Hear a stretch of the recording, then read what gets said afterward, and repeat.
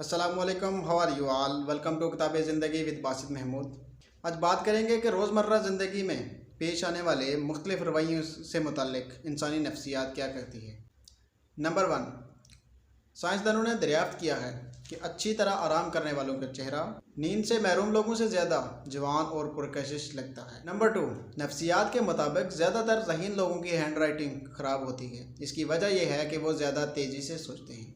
Number 3, नफ्सियात के मुताबिक जब कोई इंसान आपको याद करता है तो इसके 80% इम्कानात होते हैं कि वो आपको ख्वाबों में नज़र आएंगे। नंबर 4, नफ्सियात के मुताबिक अगर आप आईने के सामने खड़े हों और ख़ुद को हौसला दें तो आप ज़हनी तौर पर मजबूत होंगे।